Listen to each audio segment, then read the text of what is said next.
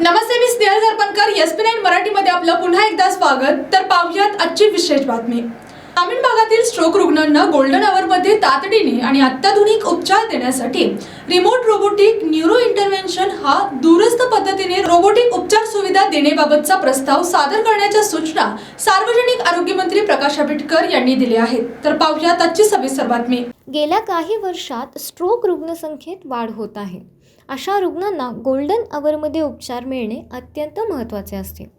अशा वेळी तज्ज्ञ डॉक्टर व आधुनिक सुविधा वेळेत न मिळाल्यास रुग्णाला कायमस्वरूपी पक्षाघाताचा धोका वाढतो. ही परिस्थिती लक्षात घेऊन तालुका व जिल्हास्तरीय शासकीय रुग्णालयामध्ये स्थानिक पातळीवरच अत्याधुनिक रिमोट रोबोटिक न्यूरो इंटरव्हेन्शनचे उपचार सुविधा उपलब्ध करून देण्याचा आरोग्यमंत्र्यांचा मानस आहे. आरोग्य सेवा आयुक्तालयात आरोग्यमंत्र्यांच्या अध्यक्षतेखाली त्या अनुषंगाने प्राथमिक बैठक झाली.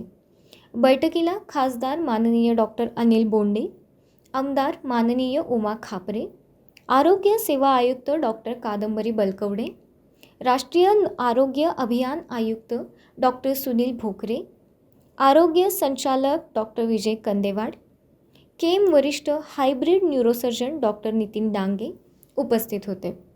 मुंबईतील केम रुग्णालयात रोबोटिक तंत्राद्वारे स्ट्रोक रुग्णांवर उपचार करण्याची सुविधा चाचणी सन 2020मध्ये करण्यात आली होती.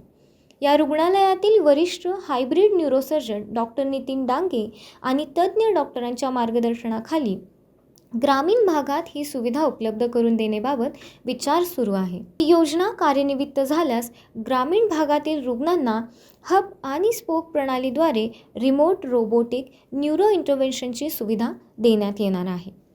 संकल्पनेनुसार मुंबईतील केम हॉस्पिटल येथे मुख्य रोबोटिक नियंत्रण कार्यरत असेल, तर जिल्हा व तालुकास्तरीय रुग्णालयामध्ये दुय्यम रोबोटिक प्रणाली कार्यरत असतील. संगणकीय आणि दूरसंचार प्रणालीद्वारे हे दोन्ही घटक एकमेकांशी जोडले जातील. मुंबईतील तज्ज्ञ डॉक्टर आपल्या नियंत्रण प्रणालीद्वारे ग्रामीण भागातील रुग्णालयामध्ये उपस्थित वैद्यकीय पथकांच्या मदतीने न्यूरो अँजिओग्राफी स्ट्रोक इंटरव्हेन्शन प्रक्रिया पार पाडतील. आरोग्य विभागाच्या वतीने राज्यात 11 ठिकाणी कॅथ लॅब सुरू करण्यात येत आहेत. यापैकी 5 केंद्रांवर प्रायोगिक तत्वावर रिमोट रोबोटिक न्यूरो इंटरव्हेन्शन सुविधा सुरू करण्याचा विचार आहे. हा पथदर्शी प्रकल्प यशस्वी झाल्यानंतर ही योजना टप्प्याटप्प्याने राज्यभर विस्तारण्यात येणार आहे. या प्रकल्पासाठी आवश्यक असलेले बहुतांश इन्फ्रास्ट्रक्चर सार्वजनिक आरोग्य विभागाकडे उपलब्ध असून अतिरिक्त खर्च मुख्यत्वे रोबोटिक यंत्रणेसाठी होणार नाही.